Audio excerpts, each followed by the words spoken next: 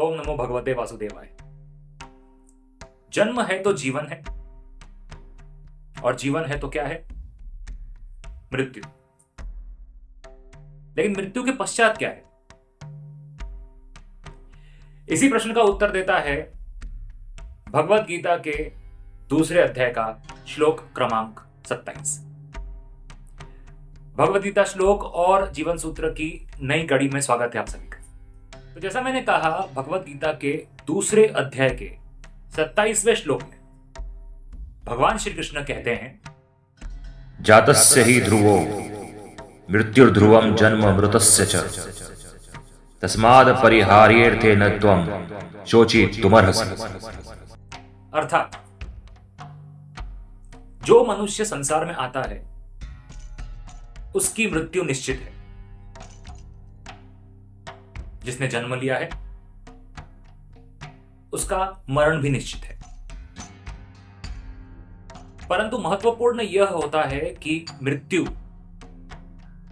केवल शरीर की होती है, आत्मा की नहीं। तो मनुष्य जब जन्म लेता है तो आत्मा उस शरीर को धारण करती है। अब शरीर को धारण करना एक समय तक के लिए ही निश्चित होता है। अब मान लीजिए किसी मनुष्य की आयु 65 वर्ष, तो वो 65 वर्ष ही जिएगा।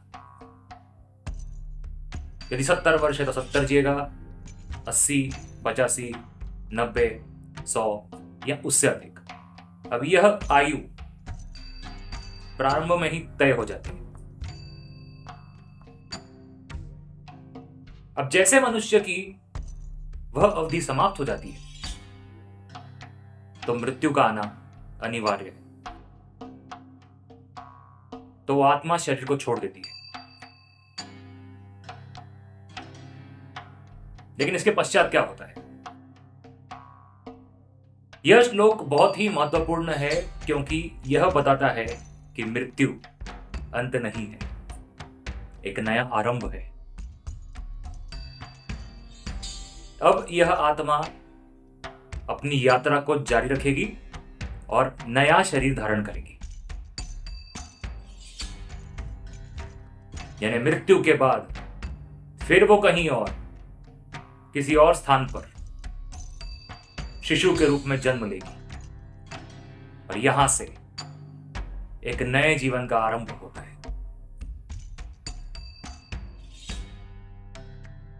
तो फिर एक बार दोहराऊंगा, जीवन के पश्चात मृत्यु और मृत्यु के पश्चात फिर जीवन आता ही। इसीलिए भगवान श्री कृष्ण अर्जुन से कहते हैं कि जब यह चक्र चलने ही वाला है, यह न रुकने वाला चक्र है, तो किसी भी मनुष्य की मृत्यु पर शोक कैसा? उसने तो केवल अपनी यात्रा पूर्ण की, एक यात्रा। ऐसी कितनी लाखों यात्राएं उसे करनी है, यह तो केवल विधाता जाने। हम मनुष्य केवल 60-70 वर्ष की एक अवधि को समझ सकते हैं, एक जन्म को समझ सकते हैं, परंतु एक आत्मा की कितनी यात्रा है, यह हम कैसे जाने? तो मनुष्य शोक इसीलिए करता है क्योंकि उसका मन उसके नियंत्रण में नहीं होता। मन भावनाओं से बंधा होता है, यह स्वाभाविक बात है, कोई बड़ी बात नहीं है। परंतु भगवत गीता में भगवान श्री कृष्ण यही कहते हैं कि इसी भावनात्मक आसक्ति से ऊंचा उठना है। आत्मा केवल शरीर बदलती है। यह एक बहुत प्रमुख विषय है हमारे महानतम ग्रंथों में से एक भगवत गीता का भी। आने वाले दिनों में इस पर और चर्चा होगी। अभी के लिए लाइक कीजिए, शेयर कीजिए, सब्सक्राइब कीजिए। आप ही का चैनल है। अधिक से अधिक लोगों तक भगवत गीता का और सनातन धर्म का ज्ञान पहुंचाइए। सत्य सनातन, जय सनातन, ज्ञान यज्ञ जारी।